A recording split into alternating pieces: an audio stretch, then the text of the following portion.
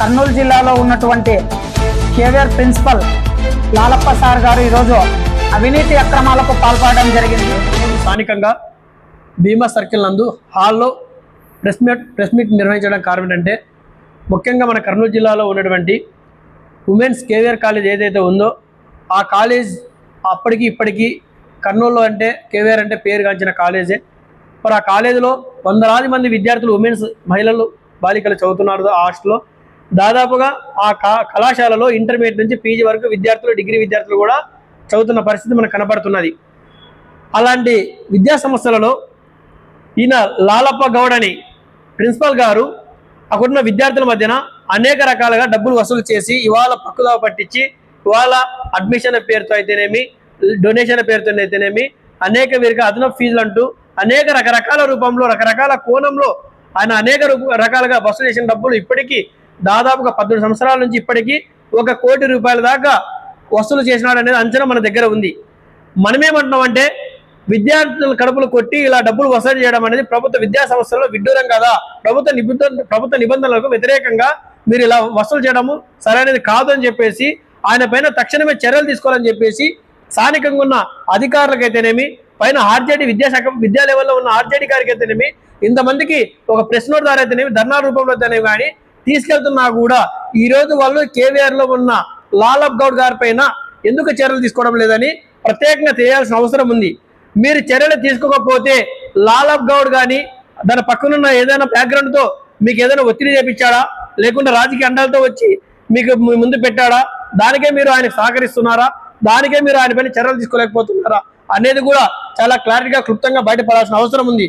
ఎందుకంటే మీరు ఒక్కరిని దృష్టిలో పెట్టుకొని ఆయనకి మీరు సహకరించినారనుకో వందలాది మంది వేలాది మంది విద్యార్థులకి కడుపు కొట్టిన పరిస్థితి కనబడుతుంది. దీన్ని దృష్టిలో పెట్టుకొని తక్షణమే అక్కడున్న కేవీఆర్ ప్రిన్సిపల్ పై చర్యలు తీసుకోకపోతే స్థానికంగా ఉన్న అధికారులు అయితే ఎవరున్నారో వాళ్ళ కార్యాలయాలు ముట్టడించి స్థానికంగా నుంచి పై లెవెల్లో వరకు ప్రతి ఒక్క అధికారికి కూడా పెద్ద ఎత్తున ఉద్యమాల రూపంలో కూడా ఈ యొక్క కార్యక్రమం తీసుకెళ్తామని చెప్పేసి ఈ సందర్భంగా తెలియజేస్తున్నా.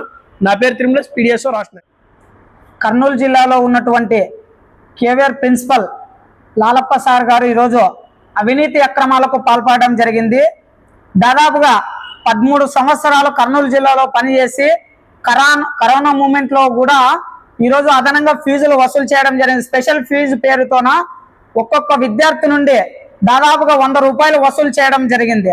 అంటే ఈరోజు కమిషనర్ గారి దృష్టికి తీసుకెళ్ళినా, ఆర్జేడీ గారి సార్ దృష్టికి తీసుకెళ్ళినా ఈరోజు ఇంతవరకు ఆయన పరిస్థితి అనేది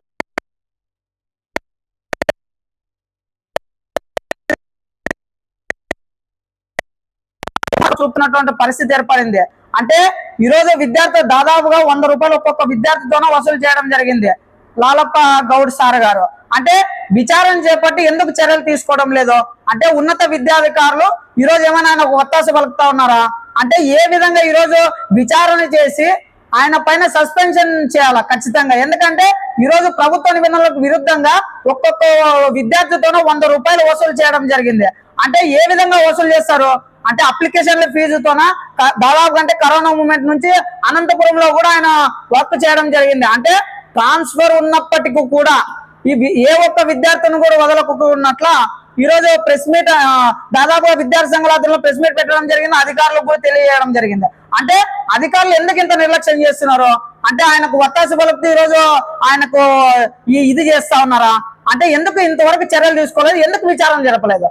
కాబట్టి తక్షణమే కేవీఆర్ ప్రిన్సిపల్ సార్ గారి పైన అవినీతి అక్రమాలకు పాల్పడుతున్నటువంటి సార్ గారి పైన తక్షణమే విచారణ జరపాలి. విచారణ జరిపి ఏవైతే తేలినాయో వాటిని దృష్టిలో ఉంచుకొని అవసరమైతే సస్పెన్షన్